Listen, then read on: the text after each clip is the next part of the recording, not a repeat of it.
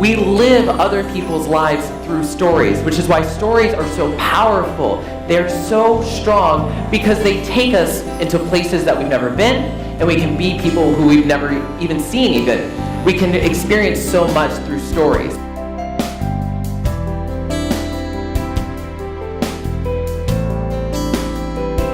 Good afternoon, fellow Toastmasters! I'm Tiffany Wei from Galaxy Toastmasters. Our trainer today, Joseph Calpin, have moved to Taiwan from the States at the end of 2011. And since 2014, he has represented the TGIF and Born to Shine Toastmasters Club at district contests with great success, not only in English, but also in Mandarin. In his professional life, Joseph is a writer and actor at a studio classroom. Joseph says that both in and out of Toastmasters, we need to be a vivid storytellers. But how can we take a story that is so vivid in our mind and communicate it to our audience? So let's get ready for Joseph's workshop title, Bring Stories to Life. Let's put your hands together to welcome Joseph Calpin.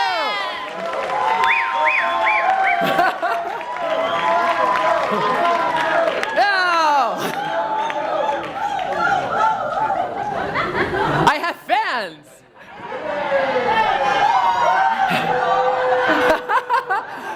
And Paul is still working very hard to make sure everyone knows I'm Banana Joe. Oh gosh. It is wonderful to be with you all today, and it's wonderful to talk about stories and how we can make our stories even stronger. How many of you loved Darren Tay's keynote yesterday? So few. How many of you loved it? Yes. It was amazing. And the thing is, storytelling is something that takes practice. And so some of the things that you're going to hear today are going to echo what you heard yesterday. Because a lot of times when it comes to things we learn in these workshops, you have to hear it kind of again and again, and then put it into practice and make it a tool that isn't just a Toastmasters tool, but it's your tool. It's your tool. And so we're going to talk about different tools to bring our stories out, to make it even stronger. How can we get up on stage, give a stronger story, and really leave an impression in other people's minds? That's our goal today. So our objectives: how do we build strong stories? Now, all of us tell stories, but some stories are stronger than others. And so how do we move basic experiences we have into strong story category? And the other thing is, how do we breathe life into our stories? So maybe you've constructed a really good story, you've written a nice script, but how do you go from having a good script to having a voice that brings the script into full life on the stage? That's a question that we're going to wrestle with today too. So building stronger stories, that's where we're going to start. How to build, how to construct it. Now, there's this great quote, and Jimmy Smith, he's a director for an international group that does storytelling, research on how we tell stories in different languages, and he says, there isn't a stronger connection between people than storytelling. There's something so powerful when we sit down and we tell someone our story, or when we share stories about people we know. It's kind of like you get together at a campfire. You have the fire going, and someone starts to tell a story. And it's like there's magic that happens, because instead of just sitting around in a campfire outside, you're transported to a different time, a different place, a different life.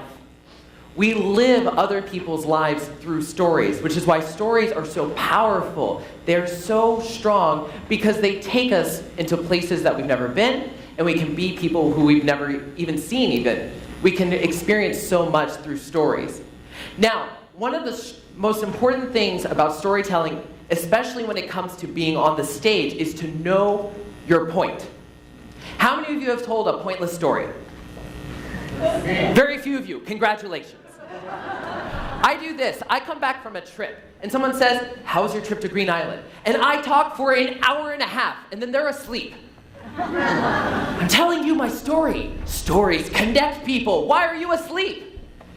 And a lot of it comes from the fact that I've told a story that they don't know what the point is. They can't see where the end result of that story is going to be. And so after a while, I've lost my audience. So knowing your point, especially when you've got stage time, is so critical. So when you know your point, here are some ways to know what your point is. You can ask yourself, why am I sharing? What is the reason for me speaking? We often get so focused on what we're saying, we don't think about why we're saying it. The next thing, what will my audience get? One of the things that I've learned while being in Toastmasters and even working with Paul as my mentor and listening to keynote speakers come in and out of our conferences is we need to have something we want to give to our audience. If we don't have anything to give, they have nothing to get. If we don't have anything to give, they have nothing to get. And my goal and our goal as speakers is to have something that we want everyone to be able to take home. And so even in this workshop, I sat down and I thought, what do I want you to have when you walk out those doors? When we start to think about it in that way, the way we construct our stories change. Because now we're looking for something in our experiences, in the way we tell our stories, that benefits and thinks about the audience, thinks about you. Now, is your message clear? This is something, point number 3, I constantly struggle with. I sit down and I write 20 drafts of the greatest speech, the greatest story to have ever been told, and no one gets it. Every time I compete, I get up on stage, I maybe win the in-house contest, and my mentor, if it's in English, Paul, if it's in Chinese, Liu Hui, they come up, they said, great story. What was the point? And I was like, well, wasn't it clear? No, I have no idea what you're talking about. So, thinking about clarity and message is another key thing. Now we're going to get to that in just a second. So, what are some points that we can have in our story? Oftentimes, stories break down to lessons learned. You've had a special experience, you've gone to a different place, you've experienced some conflict, you have a lesson that you're trying to teach others. Just a basic, here's something I did. This is what I learned. Now, a next step, call to action. This is another reason we start to speak. I want you to do something. What that something is, I don't know, but it's something.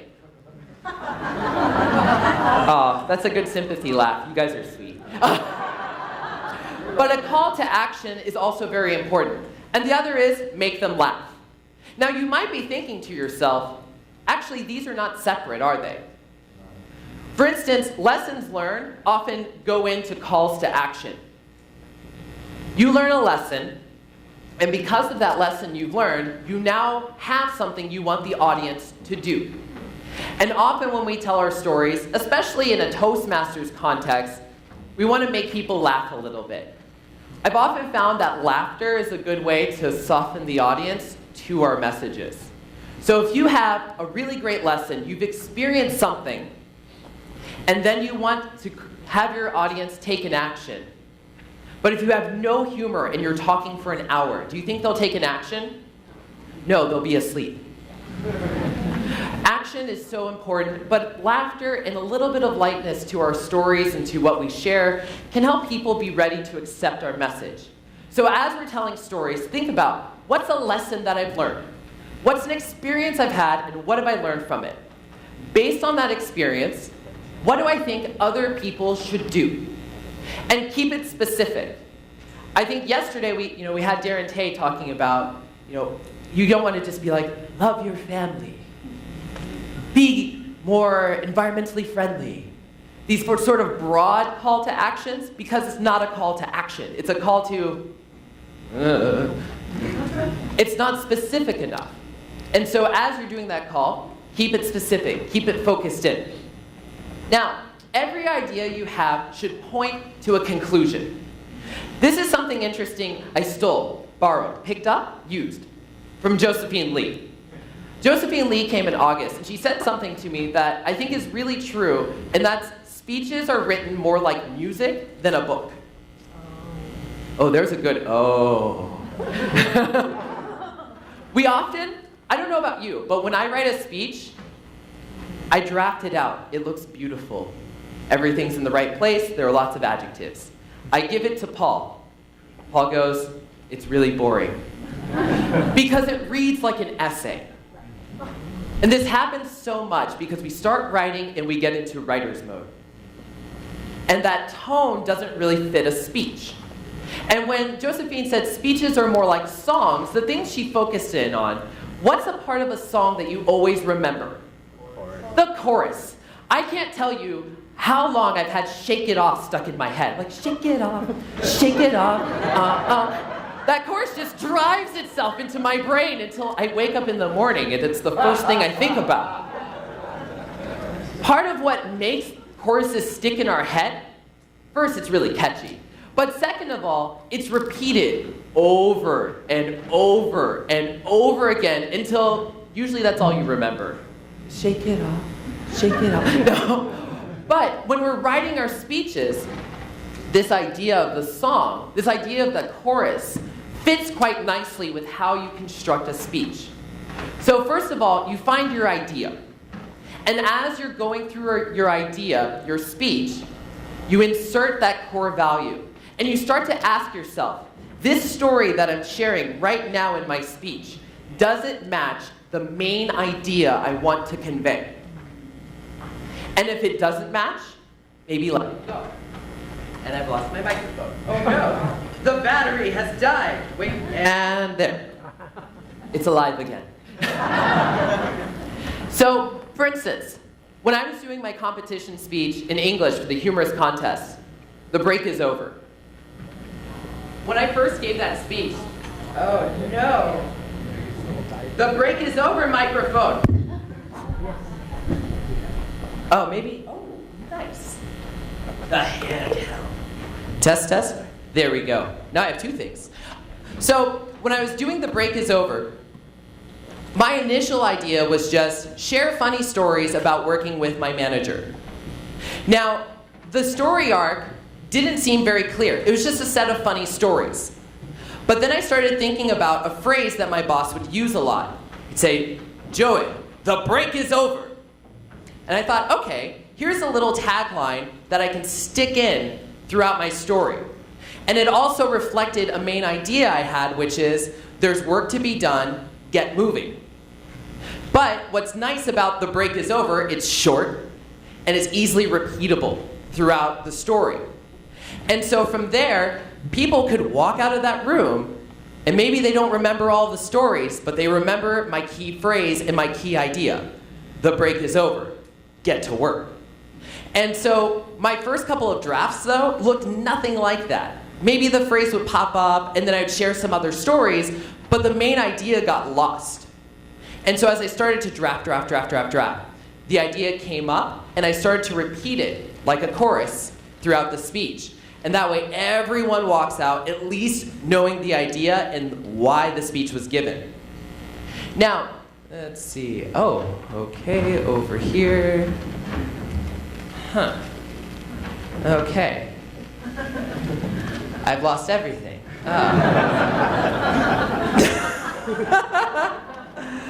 Oh no. Let's see.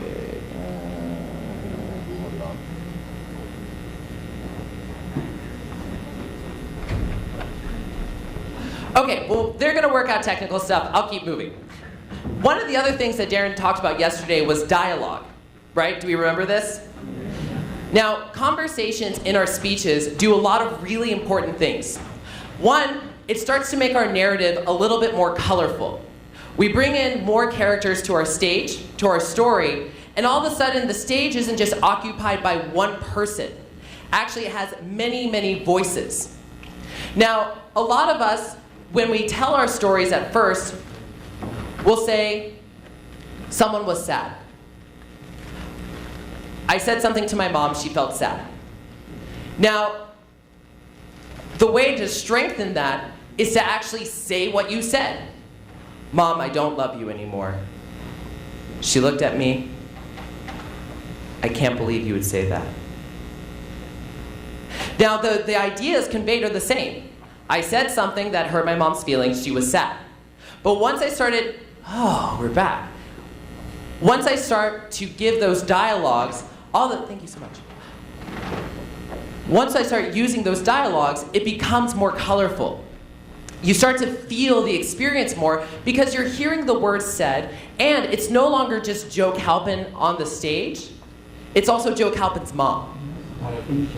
And so you can kind of feel what's going on. But one of the things that's difficult about dialogues is that you have to really be able to create an impression of that character.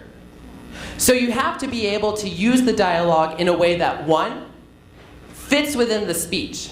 So I've seen people really go into dialogues with their storytelling, but they'll start out something like this. You'll never be good at anything. I will one day. No, never! But you don't know who's talking, why they're talking, what's going on. And so oftentimes, those little dialogue tags, like what I was doing with my mom. My mom looked down.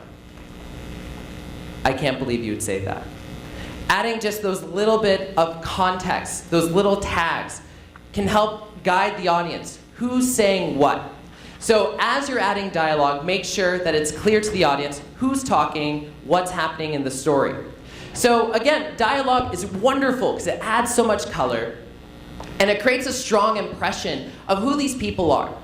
So for instance, when I talk about my manager, I could tell you my manager was a mean guy. He was always on me, telling me what to do. I never got a break. But by going in and giving you the lines, he'd say, Joette, the break is over. Joette, you ain't worth a dime. You start to hear his voice. You start to hear he's kind of a loud guy. You start to hear that maybe he's not as educated. You start to get a better sense of who this person is rather than just getting this. Who are these people? No. What are they like? Not sure. And those dialogues start to add color, start to add an impression. We get a sense of who the people we are talking about. Who are they? Now, one of the things, talk about context. Who is the person? But the other thing is, what do they actually say? Sometimes, as speakers, we have the danger of, I want to use my character to say something smart. So I've seen situations where people put words into their character's mouth that they wouldn't say. So if you have a character you want to share and they're 5 years old, you should make sure that the things they say sound like a 5-year-old rather than a philosophical text. Because the voice has to match who the character is. And so when you think about those quotes and that dialogue, try to really approach who is this person? What do they sound like? So I'm always quoting my mom because she's calling me every day and I listen for hours on end. I'm good at quoting my mother. But keep it real to what they say, because the closer you get to the actual person, the more your audience feels the dialogue, because you're not just quoting someone, you're quoting an actual person. You're quoting a real living being and not just something that you made up. So another good tip when it comes to bringing extra life to your story is to live it. Now, what do I mean by living your story? I mean you live it as you tell it. And so there's something about how we tell our stories, and if we live it out on stage, you paint a picture that the audience right here, right now, can jump into. So for instance, you dig into details that matter. This is where some of us can struggle. We'll have lots and lots and lots of details we can share. But which details are the important ones? Because if you select the important details, it makes the story richer, but also keeps the audience focused on your point. I remember reading this wartime journal. So there was a Vietnam veteran, and he was trying to convey how quickly he was moved from the battlefield of Vietnam to being back home in the United States. And he wrote something in his journal. It was a little tiny detail, but it said so much. He said, I walked into the airport bathroom, and I went to wash my hands. I looked down at my fingernails, and I still could see the dirt of Vietnam. beneath the nail. And that's such a, first of all, a real image. And it uses simple words, nail and dirt. And all of us have had that kind of experience of getting our hands dirty, but not quite like that. And these kinds of details convey to you how quickly he moved out, how quickly he moved from the battlefield to just normal life, and how strange something small could be. So that's a detail that matters. It conveys something important. Now, the next step, reliving a moment. This is where, in your story, and as you're giving it, you allow yourself to feel those emotions again. There's something about when we tell a story, if we distance ourselves from a memory, it's like we're talking about someone else's life. It's like we're talking about someone else's experience. But when we tell it and we allow ourselves to remember, what was I feeling then? What was I thinking then? What was I doing? Who was I talking to? And we bring those memories back to the stage, the story really starts to pop out. Because as we start to feel it, our faces start to express it, and the audience starts to see it.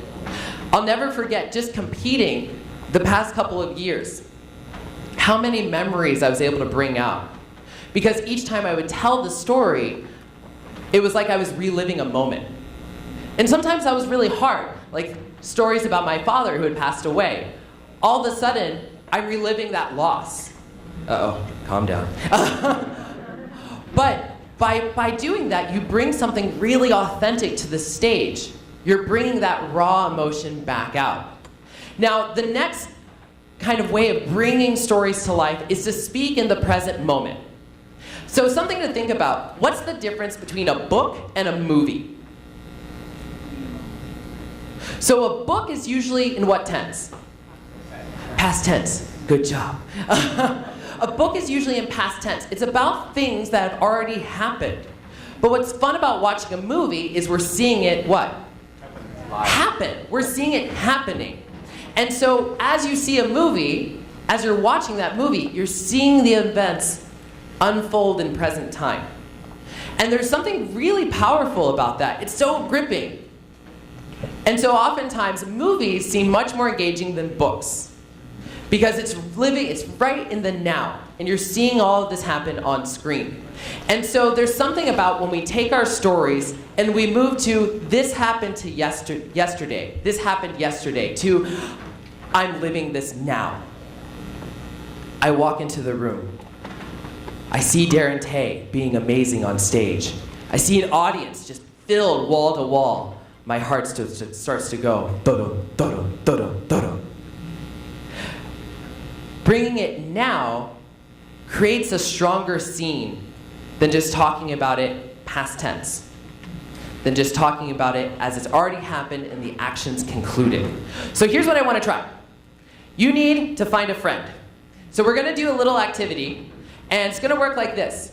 I need you to find a partner, just groups of 2 if you can. So find a buddy, look left, look right. And what you're going to do, you're going to have 30 seconds. You can use your phone, you can use paper, pen, whatever you'd like. Think about something exciting that happened to you last month. Now, all of us had land, yeah. So I'm hoping all of you did something in the past month. Now, it can be anything, even if it's, I finally got to go to a new restaurant. Exciting. That's also okay. Don't judge the exciting moment. Take 30 seconds, and then what's going to happen is you'll share it with your partner. Now, there are a lot of you, and there's only one of me. So when it's time for you to move into storytelling, you're going to hear a... I've got my little wood block, especially for this. Now, you're going to each take 2 minutes to share your story. When it's time for you to switch, you're going to get up, switch. So take 30 seconds. If you have to, at the end of 30 seconds, rock, paper, scissors. Pick who's going to go first. And then start in with your storytelling. Tell them about what happened. What did you experience this month? Something exciting. Okay? So all of you, find a partner. And let's go ahead and get started. 30 seconds, go. Okay, so you have a story, something you want to share. You have your partner. You're each going to take 2 minutes very briefly to share. So first 2 minutes, you're gonna hear the block, switch to the next person. You're gonna get the block, and then I'm gonna give you step 3. Are you ready? Are you ready? All right, let's go. All right. So here's what you're gonna do now. You've told your story. Now, I want you to specifically focus on making it like it happened right now. So I want you to turn it around. You probably did like, 2 weeks ago, I went to Tainan. And I ate delicious food, and I gained like 3 kilos. I kind of regret it, and now I'm on a diet. Now, I want you to try to switch it around. I'm in Tainan. Delicious food everywhere. I can't stop myself. Everything. I eat everything, and my belly gets bigger and bigger and bigger and bigger. So I want you to focus on telling it to the person like it's happening right now. Okay? Same thing, 2 minutes each. Ready? Ready? Go! All right. Oh, we're all clapping too. Oh my goodness. So, what I want to ask, you've been telling your story. You've told it twice now. Once past tense, another time present tense. I want to ask, does anyone want to come up and give their story? Joan, come on up. Do you have a microphone? Oh, we have a microphone. All right, let's give Miss Joan 2 minutes, please. Welcome to the stage. Give you a nice little handshake there. So in present tense or past tense? Present tense. Oh, present tense. Okay. This story is about... Closer? Can you Closer. hear me? Closer? Okay. This story is about why I am afraid of needles. Last week, I got a health check. Just a regular health check because, well, adults need to get regular health checks. And so the thing about health checks is that they take blood samples. And as the doctor pushed the needle inside my arms, I feel a shot of pain. But I tell myself, okay, relax. This is going to be over in 10 seconds. 10, 9, 8, 7, 6, 5, 4, 3, 2, 1. It is still in my arms. And I asked the doctor, what is happening? Doc, what is happening to me? And she says, this is a bit hard. And she starts to frown. You don't like it when your doctor starts to frown at you. And so she starts to move around the needle in my arm. And started to wriggle around the needle in my arm. And I said, Doc, what are you doing? And she says, can you do one simple thing for me? Just one very simple thing for me. Okay, what is it? And she said, can you open and close your arms while I take the blood sample? I was like, okay, open and close. And every time open and close, I feel the needle inside my arms. And that, ladies and gentlemen, is why I am afraid of needles. Woo!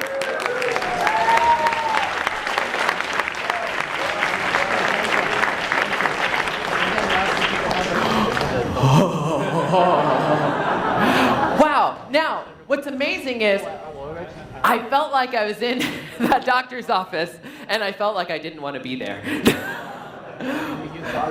Oh. So, by doing that change, she's telling how she's feeling in that moment. And even if you hate needles, you start to hate it even more. Something else that she does really well, though, is that the way she speaks it is very energetic. It's very lively, right? She could easily say, I walk into a doctor's office. I sit down. I don't like needles. The doctor puts a needle in my arm. The words are the same, but it sounds really boring. It sounds dead. But when we start to really speak with emotion, when we really start to bring up volume and pitch and pace, Toastmasters, we like to say, have more vocal variety. But vocal variety is such a kind of vague term that we struggle with. So actually, I wanted to give you a couple of little mechanics that we can think about. One, change your volume. Oftentimes, especially non-native speakers for English, I know I struggle with this in Chinese, my speeches are the same volume throughout. It's all loud, or it's all quiet. But much like our eyes appreciate movement, our ears like change. And so if everything you're doing is the same volume throughout, people start to get tired. But there's something really great when you go from either quiet to loud and loud to quiet. Eric Ma gave a great speech about putting things down. He was talking about his stress. He said it was growing and growing until it's about to explode. And the explode just boom through the audience. By controlling that volume, it creates not only a contrast, but a dramatic effect. In the United States, lots of pastors, especially in the South, they like to yell. And they'll often go, "You gotta love Jesus with all your heart." And they get so quiet that your ears start to sharpen. You're like, what? But remember, if you get quiet, stay loud enough that they can hear you. Because if you're like, "There's one thing you gotta remember." What was it? I don't know. So you can use volume to emphasize a point, express a change, but use it with caution. Make sure even when you're quiet, the audience can hear you. Now, one thing I want to really think about is how we use stops, pauses, and stresses. So this is something that I think, especially if you're learning English, where do you pause and where do you put the stress, that 重音? Because it changes how your sentence sounds. Now, bottom line, pause is powerful. And a lot of us, like when I speak Chinese, I'm like, brrr, because I've tried to memorize my script and I'm just trying to get it done. But when you really slow down and you think about what you want to say, that pause becomes really helpful. So we use pause for humor. Oftentimes when people tell you your humor needs a twist, that twist will come with a pause. I finally did the one thing I needed to do to be truly Taiwanese. I drove my own scooter. But if I just say, I finally did the thing that made me truly Taiwanese, I drove a scooter, it just doesn't really have anything. You need to kind of let the pause come in, let people start to think, and then go. It's great for drama. I know I told you that I love you. And you just kind of leave it there. And your audience is like, oh no, what's going to happen next? It builds that drama. There's this tension that comes with silence. Don't pause too long. 人会以为你忘稿. People are going to think you forgot your script. Now the other is, it's great for reflection. What makes you, you? And your brain starts to go, So reflecting on different things. That's really good, another good use for pause. But when it comes to stress, where you put your stress tells your audience what's important, which word is important, breaks up the rhythm of your speech, and it adds more color to your story. So for example, he was angry. We've seen this before, right? Like, he was angry. If I say he was angry, it means now he's not angry. Or he was angry. It means he wasn't happy, sad, or anything else. He was angry. Or for instance, I never imagined this would happen to me. Maybe to other people, but not to me. Or why can't you understand me? So everyone else understands me, just not you. Oh, don't point at Iris. So we use this to emphasize something in the sentence, and that stress communicates something more than just the words. Because why can't you understand me is a complete thought. But depending on where I put that 重音, that stress, I tell the audience a little bit more than what's already in the sentence. So I want you, with your partner again, to try this out, to play with the stresses. So here's your sentence. I can't believe it, Joe stole my car. I'm sorry, Paul. I didn't want to tell you this way, but I stole your car. So I want you, with your partners, just real quick, to try to put the zhongyin, the stress, on different words and see how it makes the sentence feel differently. Okay? So I'm going to give you all about 2 minutes total. 1 minute, 1 minute. Ready? Go. All right. Now that you've all been saying lies about me for the past 2 minutes, I stole no one's car, thank you. But something we have the danger of is when we're learning how to use stress, we end up with sometimes with sentences like this. I can't believe it, Joe stole my car. And when we stress every single word, the whole sentence loses meaning. It's so tiring to hear stress on every single word all the way through. And you're like, I need a break. And then someone says, Joey, the break is over. But as you start to play with this, actually you probably notice that you paused in places. Some of you might have done something like this. I can't believe it. Joe stole my car. Putting those little pauses in there gives it even that just little extra color. That little extra bit. So here's the thing. You need to be able to do something with this. Now, my challenge to you is that you go back to your club and the next speech you do, you strive to tell it like it's happening right now. Whatever your speech is. Now, what you might find is that as you write it, it's really hard to not write in the past tense. So my suggestion with this challenge is you take time and just write. If it's past tense, it's past tense. Write out the experience, all the little details you can remember. And then take that and try to convert it into happening now.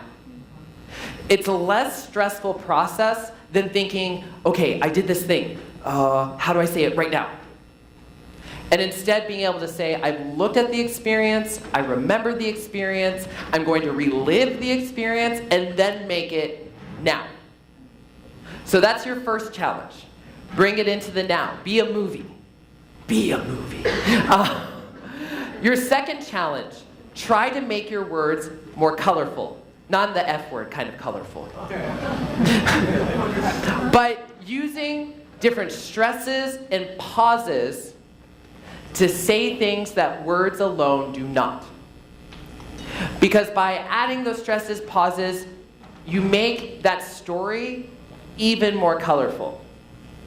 So again, your challenge, step 1. As you're writing, make it happen right now. Put it in the now. Step 2, add more color to your language. The pauses, the stress. Step 3, there's a third step. Review the process. I want you, as you do all of this and you give that speech, go get feedback. Talk to people. What did you think about my story? Were you engaged? Were you interested? And maybe take a step forward and ask them, what was the point of my story? If someone goes, huh? Keep trying. But again, that is your challenge, and I hope that I can start to hear people go, you will never believe it. So-and-so gave the most incredible story ever. I'm looking forward to your growth. I'm looking forward to the amazing stories that I'll hear, and then I'm looking forward to all of you competing in the fall, or I'm sorry, in the spring. So get ready, because I'll be watching. All right, thank you so much.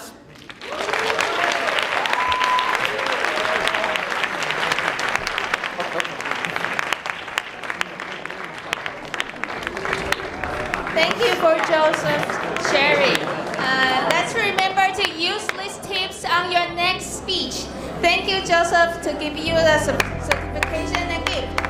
Thank you. Hope to see you